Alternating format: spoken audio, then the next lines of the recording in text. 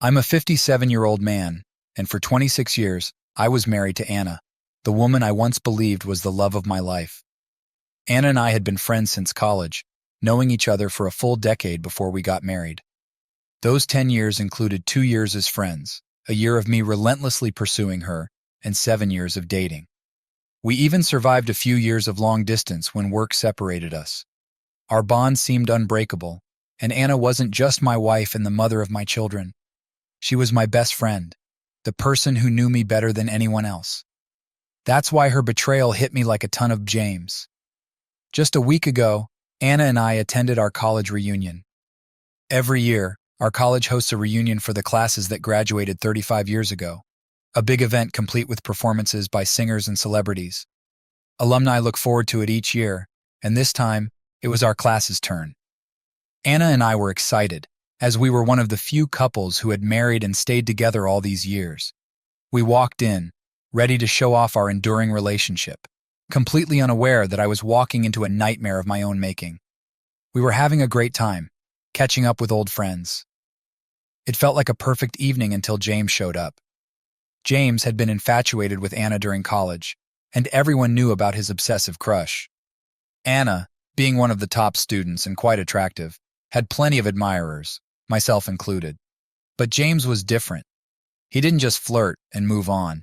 He pursued Anna relentlessly, even though she was with me. I was confident in our relationship, so I never let his antics bother me.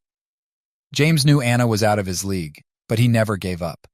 When we got married, he even texted me, saying Anna had made a mistake and hoping I'd treat her well. We laughed it off and hadn't heard from him since, until now. At the reunion, James greeted everyone with hugs. Anna, feeling uneasy under his intense gaze, chose to shake hands instead. He sat across from Anna, staring at her in a way that made everyone uncomfortable. I asked if he'd brought his family, but he replied he was single, having divorced after a brief marriage in his 40s. I said, "I'm sorry to hear that," to which he dramatically responded, "Well, yes, you should be sorry. You stole my love," and then burst into laughter. If I were younger, I might have confronted him, but at nearly 60, such things didn't seem worth it.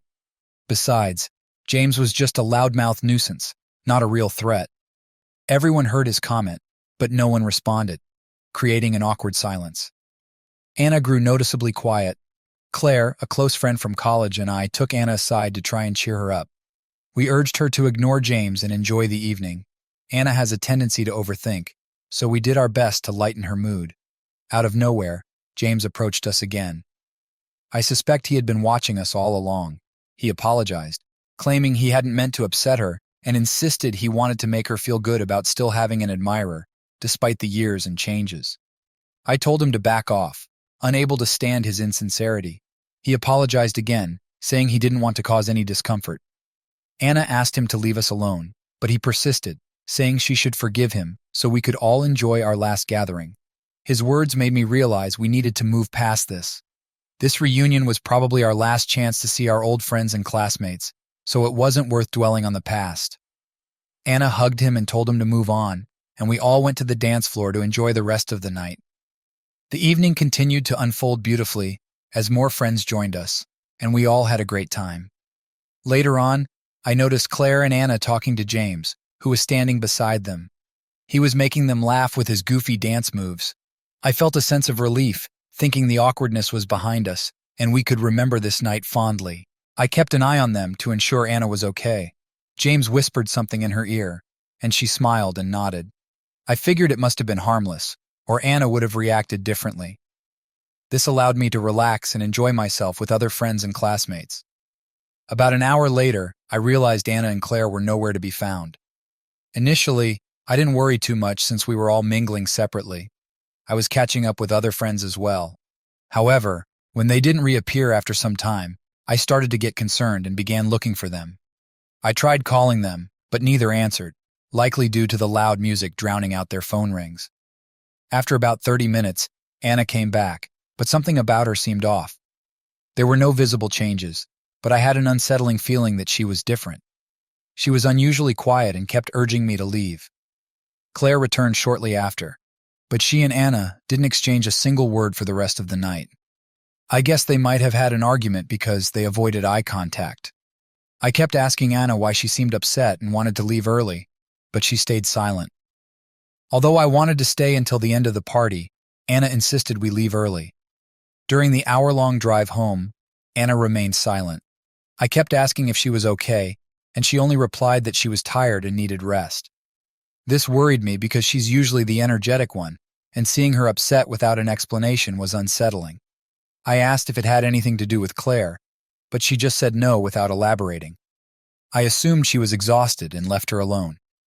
When we got home, while most of our friends were posting happy pictures of the evening and chatting on social media about the reunion, Anna went straight to bed, pretending to sleep. It was almost 2 a.m. when I finally went to bed, utterly exhausted. I fell asleep as soon as I lay down. I'm not sure how long I had been asleep when Anna woke me up, crying with her head on my chest. I held her close, asking if she was feeling emotional about reuniting with old friends, but she didn't respond and just kept crying. I comforted her as best I could, knowing that something was deeply troubling her. When her tears finally subsided, she confessed something that left me completely stunned. She had cheated on me with James. I was at a loss for words, unable to ask her anything. I felt frozen in shock, my mind racing with thoughts about what might have happened. The last time I saw Anna, she was dancing with James and Claire, and then they all disappeared for about an hour. When she returned, she was gloomy and insisted on leaving the party. Anna revealed that Claire knew about the situation and was furious with her, explaining Claire's upset demeanor. I was still speechless, so Anna began explaining everything on her own. She recounted how James had apologized for embarrassing her and showered her with praise, claiming he had never met a woman as extraordinary as her, despite his travels around the world. Anna admitted that she started believing his compliments and fell for his apparent sincerity. James asked her to go for a walk, and though she initially declined, he persisted, saying it would be their last chance to talk, and she deserved to know his true feelings. She agreed to walk with him on the college lawn, seeking some peace and quiet. While they walked, James poured out his feelings, calling her the most incredible woman he had ever known. Anna said she was intoxicated and foolishly succumbed to his words. He held her hand, and she felt an immense burden lift from her shoulders, making her feel strangely comfortable.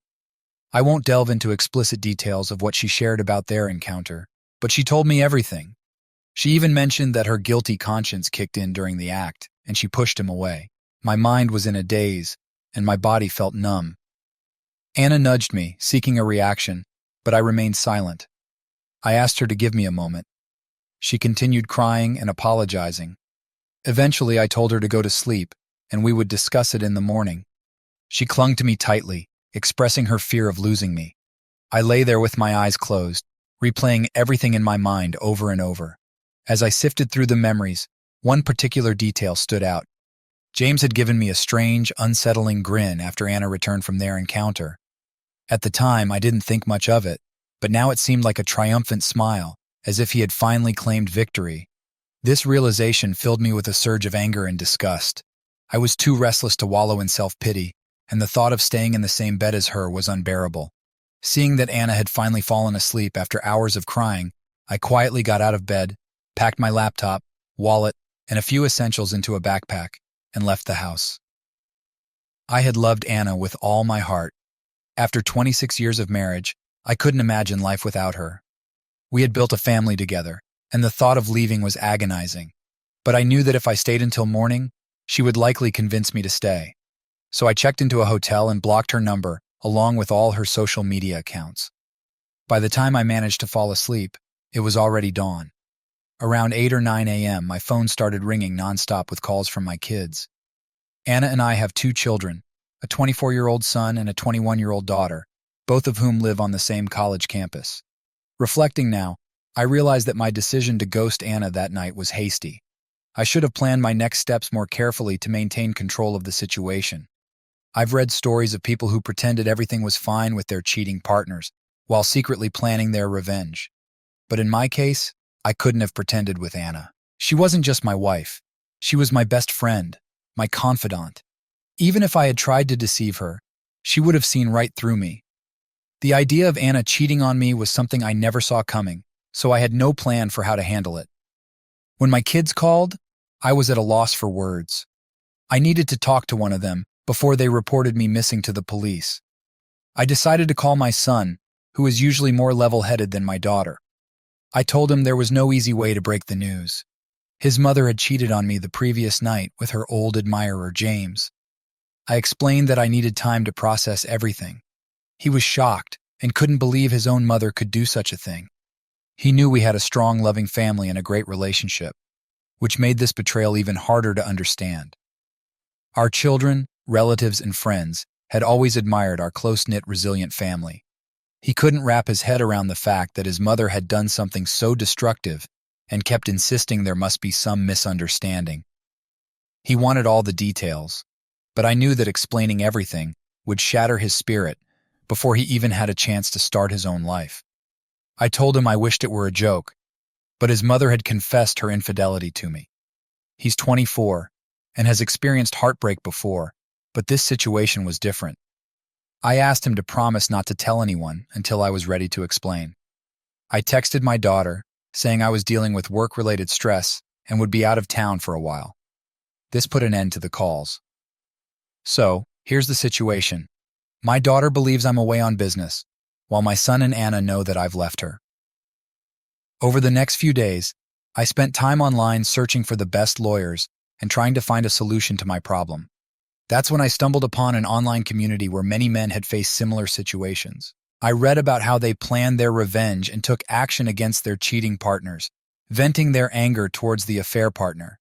I understand their feelings. I truly do. But seeking revenge on Anna is the last thing I want. I still love her deeply, and I can't destroy her life, no matter how much she's hurt me. I don't want revenge, but I can't be with her again either. Reconciliation is not an option. I'm not sure how I'll navigate this situation or if I'll ever recover from it. I have so many responsibilities: my work, my children, my assets, and more. I've scheduled an appointment with a lawyer for tomorrow, and I'll see what advice they have. I'll provide an update as soon as I can. Hey everyone, thanks for all the support. While reading your comments, I realized I missed sharing some important information. Both Anna and I were management consultants, but in our late 40s, we both left our full-time jobs. Anna pursued her longtime passion for writing, and I became a business consultant for startups. As a self-employed consultant, my workplace is wherever I choose to set up shop, whether that's at home or at a client's office. A few of you expressed concerns that Anna might try to track me down at work. Fortunately, since I consult for multiple clients and haven't been at any one location for long, she hasn't been able to find me. I'm nearing 60, and Anna and I had been planning our retirement for years. We dreamed of buying a beach house in the countryside, and we were even close to making that dream a reality. Luckily, we hadn't yet purchased the property, which would have complicated things further. Ever since I left, Anna has been trying to reach me. The day after I disappeared, I met with a lawyer. He advised me to inform our children about the separation, given their age and maturity. We also discussed dividing our property, and I decided to split everything evenly between Anna and myself. I wasn't interested in revenge or depriving her of what she had earned. She deserved her share, just as much as she deserved the separation. I knew Anna well enough to predict that she might try to give up her claim to reconcile and keep our family together. While the divorce papers were being prepared, I arranged to meet my children. I asked my son to bring his sister to a restaurant without telling her I would be there. When my daughter saw me, she was visibly upset and bombarded me with questions, including whether I was having an affair. Her anger was painful to see, but I had to stay strong. I reassured her that I wasn't involved with anyone else, and then gradually revealed the truth. Though my son already knew some of it, he didn't know my next steps. My daughter was devastated to learn about her mom's infidelity. She had been living with Anna for the past 2 weeks since I left. She hugged me, apologizing for being angry. Both of them asked if I could give the marriage another chance, but I made it clear that I was pursuing a divorce. They broke down, and it was heart-wrenching to see their pain. But they understood and pledged their support. I assured them I was separating from their mom, not from them. My daughter told me that Anna had not been eating or sleeping well. She was constantly crying and pacing, trying to reach me. She even drove to several of my clients' offices, but they all told her I hadn't been there for weeks. When my daughter asked Anna if something had happened between us, she didn't answer, just cried and locked herself in her room. I asked my daughter to stay with her mom until the divorce was finalized. I could see their sorrow turning into anger. They felt betrayed, which was understandable. They had lost their sense of family, but I didn't want them to hate their mother. I insisted they offer her support. Here's something unbelievable. A few days later, I received a text from James. He asked about Anna and said that if I was divorcing her, he was willing to be with her. I replied that Anna was free to make her own decisions and then blocked him. I'm sure he wanted to provoke me, but I felt no anger toward him. I wouldn't fall for his antics. My trust and love were with Anna, and she betrayed me. I wasn't insecure. If she wanted him, that was her choice. The divorce papers were mailed today, and I'm waiting for my daughter's call about Anna's reaction. I'll update you once the divorce is finalized. Meanwhile, I still have many things to sort out. My assets, retirement plans, and my children's well-being. Hey, everyone. I know it's been a while since my last update. I apologize for that. I've had a lot to deal with. First and foremost, my divorce is now finalized. When Anna received the papers, she didn't take it well. She completely broke down. Until then, she had been living in denial, thinking I was just angry and would come back to her. That illusion shattered when she got the papers. She demanded that my lawyer arrange a meeting, but he refused. He told her she was getting half of the assets, which was generous. She replied that she didn't want any assets, only me. As I mentioned before, I know Anna well. She wanted to meet me one last time before signing the divorce papers, confident that if she could just talk to me, she could change my mind. She was probably right. If I had seen her face, I might have wavered. Despite everything, I still loved her deeply, and it tore me apart to see her deteriorate. But I couldn't sacrifice my self-respect. She had taken me for granted and torn our family apart. I refused to continue living in such a miserable state. My daughter urgently wanted to meet with me. She told me that Anna's condition had worsened to the point of hospitalization. Anna had fallen into a deep depression, refusing to eat or take any medication. She had been admitted to the hospital and placed on a liquid diet. I understand that many of you might see me as heartless and selfish, questioning if I ever truly loved Anna. My response is simple. Unless you've experienced betrayal, you cannot fathom the pain I'm going through. Saying I loved and cherished Anna is an understatement. I idolized her. I was her biggest supporter and fan for almost 3 decades. She's the mother of my children. James was partially right. Finding a woman like Anna is rare. She has intelligence, talent, empathy, all the qualities one desires in a partner. I treated her accordingly, and yet, she betrayed me at my most vulnerable point. I never imagined she would do this, especially with James. A few days after Anna received the divorce papers, Claire reached out to me. She asked about my well-being and inquired about Anna. I told her we were going through a separation. She wasn't surprised and mentioned she knew why. Later, she called again and asked how I had found out about the affair. I explained that Anna had confessed. Claire expressed her regrets and revealed that she had tried to warn Anna about James, advising her not to go out with him, but Anna ignored her. Claire disclosed something that reinforced my decision. Her account of the incident differed slightly from what Anna had told me. According to Claire, she and Anna were happily dancing when James joined them and started making advances toward Anna. He whispered in her ear, which Anna claimed was an apology.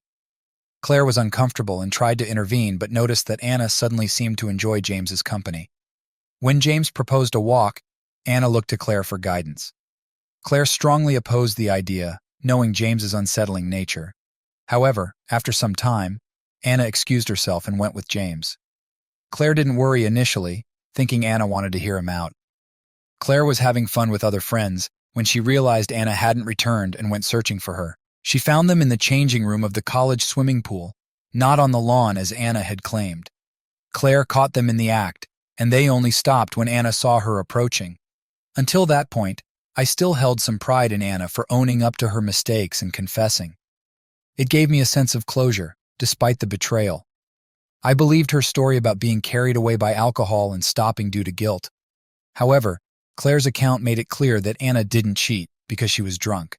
She did it because she wanted to. The college swimming pool was a 15-minute walk from where we were, and the changing rooms were deep inside the facility. It was a deliberate choice on her part. After sharing her side, Claire asked if I could see myself giving Anna another chance since she had confessed. What Claire didn't know was that Anna's version of the confession was different, and I didn't clarify. Despite Anna's miserable condition, she had lied to me, and that's when I lost all respect for her. Meanwhile, my children informed me that Anna was deteriorating and on the brink of self-harm. Hearing this, I called Claire and explained our previous conversation, revealing that Anna had told me a different story. I asked Claire to visit Anna and have an open conversation with her. Anna had been carrying the weight of her secret, causing her immense suffering. I instructed Claire to let Anna know that I now knew the complete truth about that night and that there was no chance of forgiveness or reconciliation. I emphasized that Anna needed to focus on her health because her self-destructive behavior wouldn't change anything. I knew her well enough to understand that she was hoping her deteriorating condition would make me reconsider. Claire visited Anna and gave me an update. While Anna was still weak and depressed, my daughter mentioned she was starting to improve. Anna had also signed the divorce papers, which brought me a significant sense of relief. My plan now is to wrap up my work and embark on a solo journey. The idea of settling down in one place seems unbearable to me now. I know I haven't handled everything perfectly, but I've done my best. Let's see what the future holds. I'll keep you all posted. Hello, everyone. It's been a year since my last update. I wish I could say time has flown by, but it's felt like an eternity. I spent a few months in a motel and later rented a condo until my divorce was finalized. Regarding my work, I transitioned to clients I could serve remotely. The retirement money Anna and I saved was divided equally, and I gave my share to our children. I don't need it, and they are responsible enough to use it wisely. Anna is still in therapy. Claire keeps regular contact with her and occasionally checks in on me. Recently, she shared some surprising news about Anna. Despite my claims of knowing Anna well, even after her infidelity, hearing this made me question if I ever truly knew her. Anna, who I always considered strong and resilient, had started chatting with James. He professed his love until he learned about our divorce. Once he knew, he ghosted her. Anna was devastated when James cut off communication after learning about the divorce. She reminded him of his declarations of love and his desire to be with her. It turned out he was only interested in a casual physical relationship. He told her he couldn't commit to a marriage or emotional relationship because she was too strong-willed. For those who know Anna, it's almost unthinkable that she would beg James for a relationship. She had hit rock bottom, pleading with a man known to be unsavory.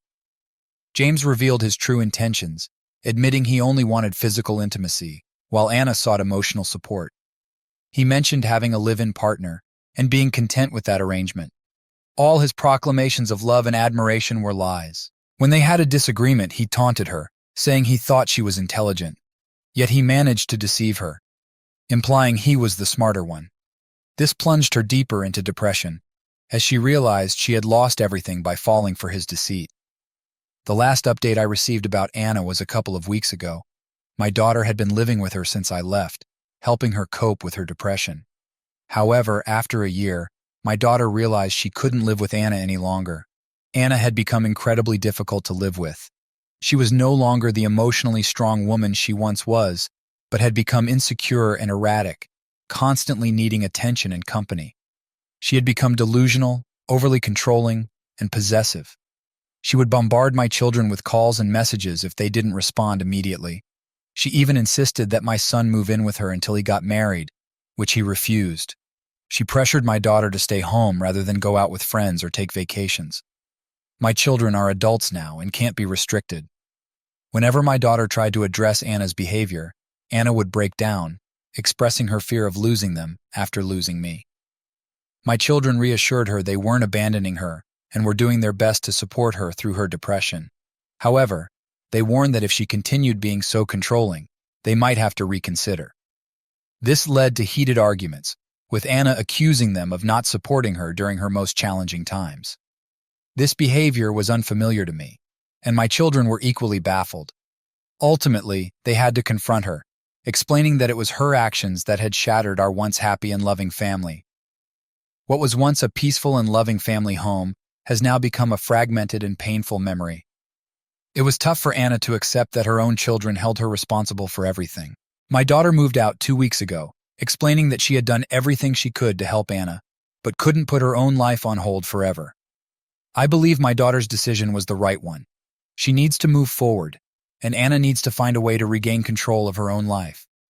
While some might take satisfaction in seeing their cheating ex in misery, I found no joy in Anna's suffering. I genuinely felt sorry for her condition. Her poor choices had led to this painful situation. I hope she can find her way back to being the confident, strong woman she once was, and stop relying on people like James for emotional support. As for me, the past year has been a whirlwind. I've traveled to 4 different countries, immersing myself in local cultures, tasting exotic cuisines, and embracing entirely new lifestyles. Initially, I was disheartened that my retirement plans had to change so drastically. I had always pictured spending my golden years peacefully with Anna.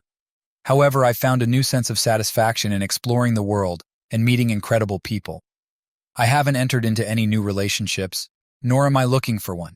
I'm just taking life as it comes, and will keep you updated if anything significant happens. Hello, everyone. I apologize for the long silence. Not much noteworthy has happened in the last 2.5 years, aside from my extensive travels to more than a dozen countries and a newfound passion for painting. I started this thread to share my story about my cheating wife, and there didn't seem to be a point in updating it with my travel experiences. However, a recent event has prompted me to write this update. Last month, after 4 years, I saw Anna again. This reunion was because of my son's upcoming wedding. Yes, my son has found the love of his life and is getting married. He called me 2 months before the wedding, asking if Anna and I could meet the girl's parents together. Initially, I was hesitant and suggested meeting them directly at the wedding. However, I realized that this wasn't about me. It was about my responsibilities as a father. The girl's parents graciously hosted a dinner for us a week before the wedding. Although I hadn't confirmed my attendance, I decided to join at the last moment. Seeing Anna in this context was challenging. I would have preferred if only one of us attended. However, I knew I needed to be there for my son. Upon arriving, Anna seemed surprised. She looked different, and her eyes showed signs of change. She greeted me with a polite smile, but I could sense her tension. Over the years, she had always kept her long, thick hair, but she seemed to have aged more than expected during these 4 years.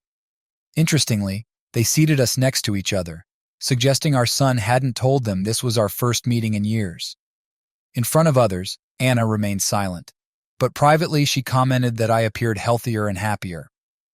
I responded by saying that cutting out the toxicity from my life had done wonders. This caught her off guard, and she glanced around to ensure no one overheard us. She asked if I was in a relationship, but I dodged the question, stating that my personal life was no longer her concern. During our conversation, I barely made eye contact, focusing mainly on everyone else. When it was time to leave, I hugged everyone goodbye but simply nodded at Anna, telling her to take care. She seemed startled and stood up as I was saying my goodbyes. It happened quickly, so I don't think it was too awkward for the others. Surprisingly, my interaction with Anna was uneventful. She seemed either intimidated by me or too anxious to engage in more conversation. Whether she was overthinking or not, I didn't dwell on it. After leaving the gathering, my son walked me to my car and invited me to spend the next few days with him. I declined, assuring him I would call. I then drove back to my hotel. I don't have a permanent residence. I'm usually out of town, and when I'm in town, I stay in a motel. Adapting to a nomadic lifestyle after 26 years as a family man was challenging, but I've grown to love this adventurous life. I have another update. During my visit to Tokyo 2 years ago, I met someone. Megan, a 52-year-old woman, had just left an abusive relationship and was on her first solo trip. We connected, and she's been a wonderful companion ever since. We met while hiking a mountain trail, both enjoying the solitude and serenity of nature. Our bond grew from a shared understanding that neither of us was looking for a romantic relationship. After Tokyo, I headed to South Korea and Megan went to Thailand, but we kept in touch. Over the next 6 months, our friendship deepened, and we began planning trips together. For the past year and a half, we've traveled to over 8 countries, becoming close companions. We took our time to get to know each other better, without rushing into anything physical or emotional. We agreed from the start that marriage wasn't on the table. For now, we simply savor the experience of traveling and exploring new places. My children knew about Megan, but they kept it from Anna to avoid triggering her depression. After arriving at the hotel, I called my son to explain why I had declined his invitation to stay with him. I told him that Megan had come to town with me, and I didn't want to leave her alone. I expressed my desire for Megan to attend the wedding. While my son was excited, he was also concerned about how Anna would react. I emphasized that Megan was an important part of my life now and deserved to meet my family. My son added his sister to the call for her opinion, and she agreed with me. With the wedding a week away, I used the time to show Megan around the city since it was her first visit to Kentucky. On the day of the wedding, as soon as we arrived, I noticed Anna staring at me. She was visibly upset when she saw me holding Megan's hand. I had warned Megan about Anna's potential reaction, but she assured me she could handle it. This was the first time I witnessed how controlling Anna had become since our separation. Anna stormed over and grabbed my wrist, trying to pull me aside. I firmly told her that I didn't want a private conversation. She demanded to know if Megan was my girlfriend or if I planned to marry her. I replied that it was none of her business and asked her to leave us alone as guests were arriving and noticing her distress. She insisted she didn't care about anyone else and needed to resolve this matter. My daughter stepped in, trying to calm her down, but Anna refused to budge. We pointed out that she was causing a scene at the wedding, but she loudly proclaimed that she didn't care. At this point, my usually calm daughter transformed into a force to be reckoned with. She didn't just lose her temper, she delivered a stern ultimatum to Anna. In a firm but quiet voice, she said, "Mom, you were supposed to walk into the wedding with Dad and be with him, but you chose someone else. Accept it and move on, or I will have you removed before the ceremony starts." I wanted to step in, as any parent would when they see their child in such a confrontation, but my daughter was handling it with a strength I didn't know she had. As she pointed her finger at Anna, I felt the tension in Anna's grip on my wrist ease. Her expression shifted from anger to betrayal to sadness. She didn't say a word but walked away, leaving a trail of mixed emotions on her face. Needless to say, Anna didn't introduce herself to Megan. My daughter later apologized to Megan, who hugged us both, saying there was no need for apologies. I was proud of my daughter's strength. She was emotional when she said, "It's on her, Dad, we've suffered enough. She needs to move on or leave us alone." Anna had made everyone's life difficult, yet expected sympathy and care from some friends over the years. My children no longer had a family home for gatherings, and I acknowledge my part in that. During the rest of the wedding, Anna grew increasingly upset that our children supported me. She either stood in a corner or seemed more excluded than a mother of the groom should be. She didn't even join us for the family photo. Claire called me a few days ago, mentioning that Anna felt humiliated seeing me move on so quickly while she remained single. I told Claire that my children and I were done with Anna's drama. She could do as she pleased, but I wanted to enjoy my remaining years in peace.